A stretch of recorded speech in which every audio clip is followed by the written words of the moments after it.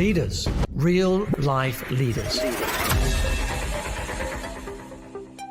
Welcome to today's episode, and I'm so excited. We have national best-selling author Mike Michalowicz, and he wrote a book called Profit First, and it is so amazing.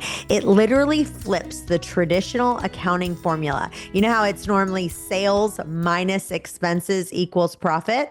He says, his formula is sales minus profit equals expensive. It's simple, but it's so powerful. And today we are asking your questions. You guys have submitted a bunch of questions in, so we are answering your questions live.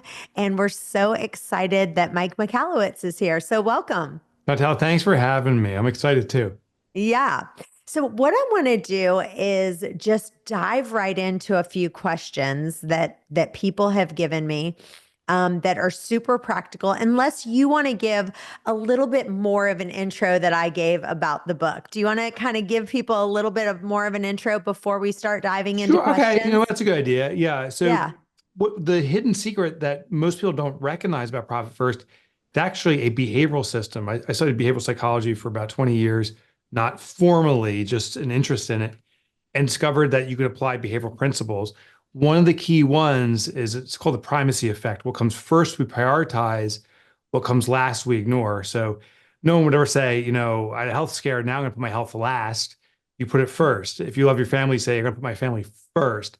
That's why we have to take profit first. It's the only way we'll prioritize it. If it comes last, it gets ignored till the end of the year. When it doesn't happen, we kick the can down the road another year. That's so good. Okay, this first question comes from Sally, and she says, let's say that you've had an admin on your team for 5 years, and right now you're in a down market and you're not as profitable as you used to be. In my mind, I don't want to let them go because of loyalty, and I don't want to have the challenge of retraining a whole new staff. What would you do in a situation like that? Well, let's talk about it first logically. You can try to save one person who you can't afford, therefore taking down your business, so everyone's out of a job. So on a logical basis, retaining someone that you can't afford to retain doesn't just hurt them, it hurts everybody. So you have to make that decision. On an emotional basis, I think candor wins. I would talk with my assistant and say, listen, it's been 5 banner years and I love working with you. We are down in profitability. So we have to change things in order for us to have a sustainable business. Are there some alternatives? Maybe they can go to a part-time role or some other capacity. But I think we need to be integral in that conversation, because if they can't stay, you're harming them by keeping them on a position that's not going to last long. It is our responsibility to be truthful with them and let them pursue opportunities that will support their life. That's how I would do it. So good. All right. This next question comes from Steve. And he says, right now, money is getting tight. My business is down, but what my first instinct is to cut marketing expenses. But when I talked to my friend, they said, no, that's crazy because that's what drives in new business. How do you approach this dilemma? What is the right amount to cut back on marketing? And should I cut back on something else first? What is the percentage of what is the right move to cut back? And when is it too dangerous of a move to cut too much of the marketing expenses because I don't want to lose in new business? Yeah, that's such a great question. I think the response to a down business, the instinctual response is I need to cut something. And marketing is an obvious, some people almost consider it a superfluous thing, but it does generate, when done right, it generates leads. So I want to give a different perspective. We're experiencing an economic shift. These happen regularly. And what I see most businesses do is what I call a downstream look. So I have a stream of business going through my organization and I lose a few clients. I look downstream and I look at ways of preserving them. It's like almost a panic response. Please don't leave. What else can we do? Maybe we can do discounts. But we got to realize when there's a shifting economy that some clients that are doing business with you have always been on the fence if they should sustain doing business. And they're using it as a subconscious, perhaps, justification to move on. A portion of them may want to come back or go to an alternative service provider if they weren't satisfied with you. So let's say I lose 10%, but say collectively my business has 100 customers. Well, that's 10 customers. My collective competition, the upstream, maybe has 10,000 prospects. They too will lose their 10%. I'm losing 10, but collectively there's 1,000 entering the market. And a portion of those clients who left their vendors are looking to realign with a new vendor. So instead of looking down, trying to preserve and have my back to opportunity, I realign, I look upstream, and I start marketing to inbound opportunities from clients who are disenchanted with their competitive, to me, provider. What I do is I looked on LinkedIn. Often when there's companies that are merging with other companies, that is such a jostling experience for clients. They enter the market, and I should be marketing to them. I'll use retargeting against my competition, saying not happy with the competition, we're the better choice. I'll look at employees leaving my competition and say, hey, why are you heading out? And maybe there's an opportunity to work with us. And those are all tactics to get information on exactly how to market to that community. That's good. All right. This next question comes from Donna. And she says, a lot of businesses are pouring money into systems and CRMs and admin processes, but not enough into marketing and sales. Right now, I'm having a hard time figuring out how to determine the right balance between operational efficiency and income generating activity. Right now, I have too many admin, not enough salespeople, but I'm trying to figure out, is there some kind of formula that I can say, okay, spend this percentage on sales, spend this percentage on marketing, and this percentage on admin? There kind of is. We do what we call a ROPE analysis, stands for return on payroll or revenue on payroll. And so when I look at an organization that says, say they do $1 million, now this is a rough rule of thumb, but it's very helpful. We want to get a 2 to 3 times ROPE on our payroll for most service organizations minimally, ideally 4 to 5 times. So let's say I have $1 million organization, but the payroll is 500,000. Well, that's a 2 times ROPE, 500 times 2. That is the lowest end threshold for sustainability. And I'm cautious, you're probably overstaffed. If your ROPE is even tighter than that, maybe you have $700,000 of payroll to $1 million, that's a business that's going to go nowhere. I want to look for ideally a 4 to 5 times ROPE. So I'm looking at a $1 million business. I want collective payroll to be 200,000, and that's a really optimized business. So that's how we evaluate it. I can't say they should be some admin or they should be tech providers if you're in a tech space or whatever, because it's really contingent upon the type of business you operate. But always look at that ROPE analysis for sure. That's so good. All right. This next question comes from Deborah, and it says dual roles, admins doing sales tasks. Right now, when things are leaner, does it make sense or is it realistic to have your admin team doing some more sales related responsibilities? How do you cross train effectively without compromising support or conversion? Right now, I have certain people that are on admin, certain people who are on sales, but right now I need the admin to spend more time in sales, but they don't really want to do those sales positions. Should I just keep continuing to say, I can either bring your hours down on admin or you can take on some more sales responsibilities? Or how do you find and cross train effectively without them being upset? Yeah, I have a secret hack for that, but it's funny. We go to our own team and we do this semi-annually. So every 6 months, we'll sit down with the team and say, hey, if you could do anything here that you wanted to do, regardless of what your current role is, what would you want to do? And if you could abandon one thing that you're doing, what would you abandon? And the first few times you ask, people are very cautious, like, should I really be answering this truthfully? But what we do is we enact change. And there's no question that when someone does something that they're called to do or passionate about or want to do, they can amplify that talent by miles. When someone's compelled to do something they don't want to do, they can improve that, but it is a slog and they improve that by inches. So one of the key buzzwords I heard is I have an admin team who doesn't want to sell. They need to be my salespeople. You're taking a horse to water, but now you're trying to force it to drink. So good luck with that.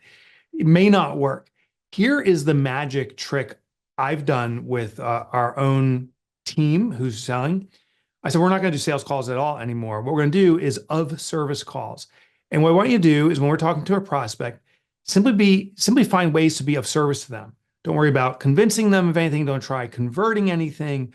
All you're going to do is try to be as great of service as possible in the limited time you have with them on a call for about 30 minutes and just learn about them and answer any questions they have.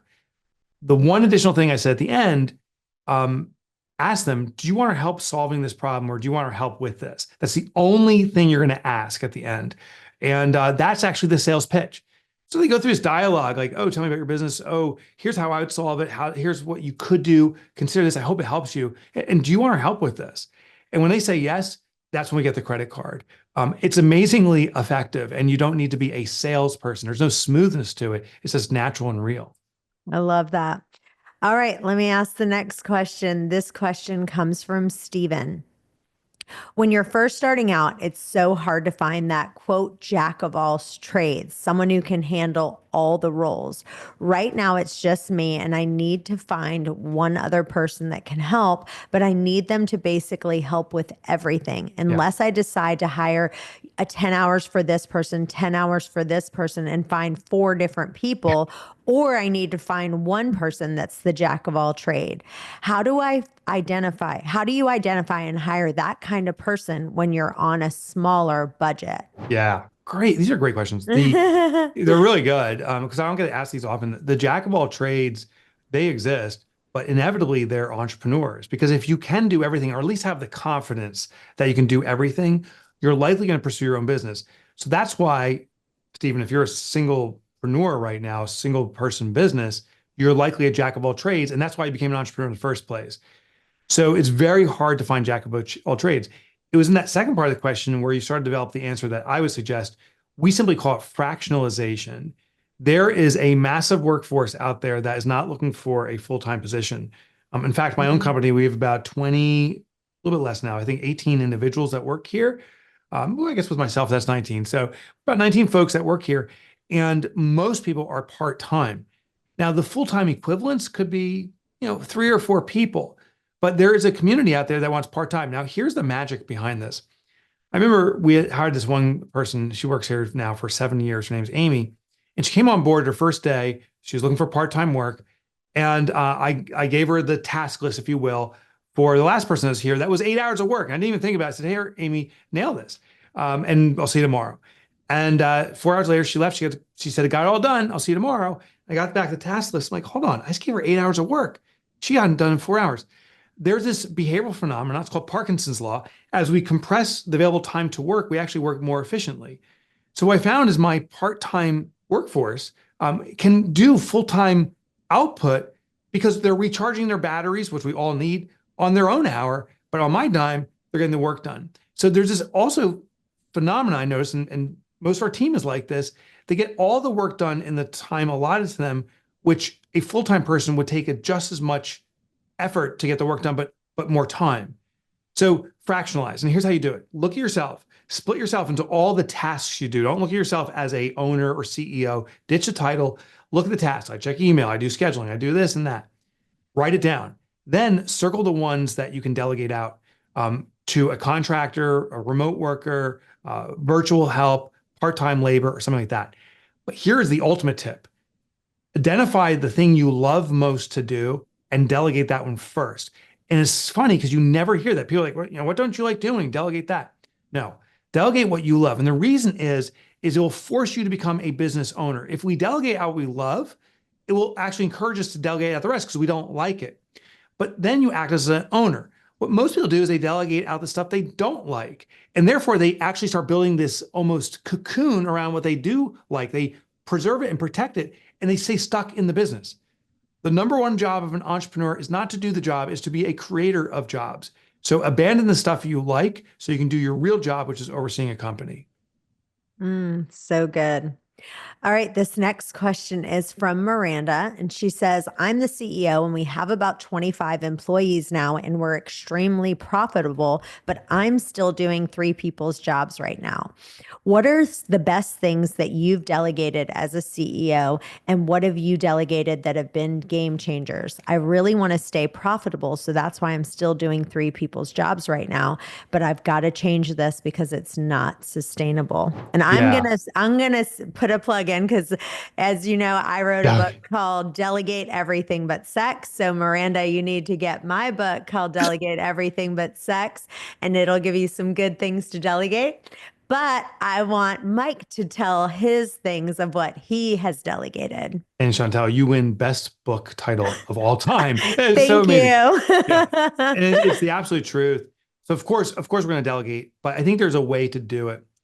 First of all, I question if that business is profitable. I know we're saying it is profitable, and I'm sure the numbers show that. But if the owner has 3 jobs, in the real world, if I was an acquirer of that business, that's not a profitable business because I have to account for 3 additional employees, and it may tip the scales in the other direction. So just working harder and longer does not mean it's a sustainable business. So just be very careful of that. The next thing I would do is, following the prior question, is I look at all the tasks I do and start delegating out the stuff I don't like. I would be very careful about looking for those 3 replacements of you. It may be 30 part-time individuals. Again, I would start with the thing I like least, so you get in the habit. The thing I like most, to get in the habit of getting rid of things and overseeing those things. And the last thing, one thing we do here at our own office is, I told you about that realignment where we say, what do you want to do? Often a business, especially when it has over 20 employees, I've been investing in a lot of businesses. We just got into a business this morning, and it has about a similar size. It's in glass and window coverings. And what we found is there's often the wrong people or the right people doing the wrong things, or the wrong people doing the right things. But either way, it's this movement of people. And when someone is doing what they're really capable at, the output increases tremendously. So what I would do in this business, if I had 25 folks, I go through a ranking process and say, how are they performing? And this is not a criticism of the person, it's the person matched the role. And if you have some people that are lower performers, is it really them, or is there a different position they should be in? Sometimes it's by reorganizing who does what in your organization, it actually may avail the opportunity to alleviate that work from you because someone in the organization could take it from you. Next question is from Susan Lee. And she said, my business has been less and less profitable each month because I used to get so much business from Facebook leads, but it seems like the Facebook leads are getting less and less and getting more and more expensive. Yeah. Is there any platform that you're getting business from? And have you noticed the same thing, that the Facebook leads aren't as good as they used to be? Yeah, so we do get a lot of leads from my platform, but it's not Facebook, it's TikTok for us. But you have to understand, as I don't know what her customer base is or what ours is. So here's what I suggest she does, is you go to your best established customers and you find out where their congregation points are. So I go to my best customer and say, where do you absorb social media? Where do you hang out with people like you? Where do you learn? There's that saying, birds of a feather flock together, because people like them. And so often, if you're serving an industry or a demographic, that industry will have meetings and conferences and podcasts dedicated to them, or it's a demographic, similar things. There's gathering points, there's podcasts they listen to, there's communities online they connect at. So make sure you're still in the right community. Things do move. Facebook has shifted in the demographic that it serves over the years. So for me, it's TikTok. I've not seen a decline. If anything, it's been neutral or up even. But the form of advertising is shifting. So we're very attuned to how people resonate with things. And it's not the ads that people land with, it's a genuine influencer, micro influencer, not the big ones, but the micro influencers speaking authentically about the work we do. And that brings in a lot of opportunity. We don't have to pay them for it. We just, we connect with a lot of these micro influencers and see how we can go out of our way to support them of service calls, as I shared earlier. And the nature is reciprocity in some cases. And people talk about us, and that's been a great source of opportunity for us. All right. Last question. This one is from Jila Marie. I need a digital marketing person. And right now I have a full-time person, and it seems like that is too high for my budget and is really taking a toll on my profit. What would you suggest? Do you think I should outsource it to a digital marketing company? or would you just hire someone else at a cheaper rate? Right now, I've tried several outsourcing digital marketing companies and it hasn't worked well, Ah, but having a full-time person in-house is just too expensive and eating into my profit. yeah. So what I start off with is the baseline of what we want. I mean, as word as baseline is wrong. It's the goal. What do we want the output to be? Is there a way we can define the quality of the output, and the frequency and the volume? First, spec Mhm. that out. Then we go through a testing process. So yeah, consultants perhaps, part-time perhaps. It's funny. This is a little bit off, but we were working. We needed an attorney, and attorneys are so expensive. So I said, here's what we need. As our contract negotiations, we need these contracts written, and we need them turned around pretty quickly. And we need a pretty high level quality. But paying these Manhattan law firms like $500 or $600 an hour is not in the budget. How do we do it? Well, by setting the goal, we started brainstorming, and what we found is these exact same lawyers, also some of them were professors at New York University and other universities. We reached out to them in that capacity when they were professors and saying, hey, would you want to do a real life case study with your students? We want these contracts reviewed, and your students will give them acknowledgments and credit. They can put on their resume that they did some contract preparation for our organization as they go out and seek a job. So the students worked on it as a case study. The professor oversaw it and ensured there was legal accuracy. We got what we wanted. It cost us nothing. The turnaround was quick, and everyone got raised up. Even the students had something for their resume. One of the best things I've ever done for my business is called bizboxfunnels.com. And it's automation that frees you to focus on growth. So at one point in my business, I had 6 full-time web developers on staff. Now I have everything I need in one place. I have a CRM, lead pipelines, all my email, my SMS campaigns for text messaging, all my automations, calendars. You can get rid of all these different things. MailChimp, bye-bye. Calendly, bye-bye. All the text messaging apps that you need, bye-bye. It's all one system, and you can triple your speed to lead. You're never going to miss an opportunity. Let your calendar fill itself, and you're going to turn calls into clients. So it's one of the best things I've ever done. I've saved so much money. Literally, $1,400 a month is a minimum that you're going to spend because you're going to get rid of all these different apps that you have, all these different programs. And I know at one point we were using WP Engine, and you have to have all these plugins, and this plugin doesn't work with this plugin. This system doesn't talk with this one. It's a living nightmare. If you're not a tech guru and you don't want a bunch of headaches and you want to hit the easy button, bizboxfunnels.com. So good. All right. We have a live question that someone would like to ask you, and I'm going to add him now. His name is Shane Roddy. So Shane, welcome, and go ahead and unmute and ask your question. Absolutely. Thank you so much, Chantel. Hi, Mike. How you doing? Hey, Shane. Your Well, your books have been truly they've reshaped how we do manage cash and scale with confidence. So I'm a huge amazing. fan. Thank you, brother. And my primary company is a managed IT service. So I Oh, know rock you and know that roll. firsthand, the dynamics of that space. So my main question here is we sold a portion of my company, which drove the valuation perfectly. But we're going to be entering into a merger, and I'm curious if you look back in your exit strategy, any specific actions you took or you wish you had taken to drive, the buyer appeal and maybe a higher multiplier, especially like Mm. in the service-based industry. Yeah, I've had a few exits, and now we're investing in companies that we're helping have exits. I'll tell you what I found drives valuations. One is proven profitability. Sounds like you're already on it. I encourage you to push that as hard as possible. But proven profitability is different than what they call recasts. Recasts is where I give you my numbers and say, if this scenario played out and I didn't work here and this didn't happen, look at all the money you'd have. But everyone knows it's phantom numbers. Nothing can compete with bank statements. And if I can flop down month after month of growing cash equity, that is a massive, massive determination of valuation because you've proven profitability. The second component is contracts. The fact you're an MSP, the longer term contracts you have, that's guaranteed or as close to guaranteed revenue as possible. That increases your valuation.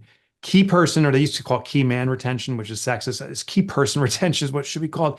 But identify who your key people are, and put strategies in place now for them to stay for the long term. Now, you may not be able to say that you're selling your business, so you got to be very cautious around this, but you can say, we want our business to be successful in the long term. What can we do? You can apply effectively the golden handcuffs through some kind of cash deals. Even if you don't have stock to give them in your business for when it sells, one thing we did here is we used insurance policies saying, we're going to set up an insurance policy for you so your family's protected in the event of the unthinkable, but also it's going to have a cash value as it moves along. And after a certain number of years, I think 5 or 10 years, that cash value comes to you. It was using VULs or whole life policies. So key person retention, contracts with your clients, and proven profitability. Those three things are a massive amplifier. Collectively, is an exponential amplifier of your valuations. Thank you. Yeah, you're welcome. So good. Thank you. I did get another question in the chat, and I'm going to ask it for them. They said, I love your book. It's been amazing. And your ideas are simple but powerful. And one of my favorite things that you said was instead of waiting until the end of the month to see what's left for profit, you intentionally allocate profit from the start. And you can use separate bank accounts, almost like envelopes for money. So like one for profit, one for owner's pay, one for taxes, and one for operating expenses. The only thing about that is my accountant is charging me so much to do all 4 different items. So I'm not going to read the whole thing. Yeah, I got you. You put too much, but basically what she's saying is like, it's tripling the cost or quadrupling by her doing these 4 accounts. The accounting firm charges every time they reconcile an account. She has to pay for each one of the accounts. So she's saying like, she likes the idea of saying, okay, here's profit, here's owner's pay, any kind of hacks to basically make it where can you still do it and put it into all one account in an easier way so she can reduce cost on accounting? Yes, no, you can't do that. You can't put into one account because it breaks the behavioral pattern. When money's glommed together, we can overutilize that money for one intention, not appreciating what the other one is. By having separate accounts, you can only maximize what the use of the funds in that account. It won't pull from the other accounts because they're broken apart. I'm very surprised the accountant's charging more for reconciliation. So this is a little bit hard-nosed, but I've never or very infrequently heard something like this. I would ask that accountant, how many more reconciliations do you do? Multiple accounts doesn't result in many more reconciliations because all we're doing is transferring funds to an account. So you may have, if there's 4 or 5 accounts, 4 or 5 extra fund transfers per month or per quarter or per week, but that's about it. Reconciling that takes seconds, particularly with AI. It's automated in QuickBooks if that's what they're using. I would ask them, it almost sounds like they're following an old protocol where it used to be hairy, but they shouldn't be incurring any more costs. So I'd be very suspect of that. with QuickBooks, can they put all of those accounts under, even though it's 4 separate bank accounts, they could put that under one QuickBooks account? Oh yeah. It's one QuickBooks login account, but they're called GLs or general ledger accounts. They're listed there independently. Most businesses by default before Profit First will have 3 or 4 accounts. They'll have savings, they'll have a payroll account and so forth. These are additional accounts, but the workload actually in most cases is faster because the money, when it's transferred to account, it's intended use. The big burden, particularly in the bookkeeping end, is when money is used and the bookkeeper doesn't know what to attribute it to. Was this a sales expense or was this a meals expense? What is this? But since the accounts pre-allocates intended use, that stuff is much clearer. So it's kind of a unique situation. Usually it's actually more efficient, not massively, but more efficient using Profit First. So I'm a little surprised that they're charging more. I would ask them how they justify that. Not trying to be difficult with them, but I'd ask them. Time for a new accountant. or find a new accountant for sure. Yeah, we have Profit First professionals who are ready to serve you, but I'd first ask them. Okay.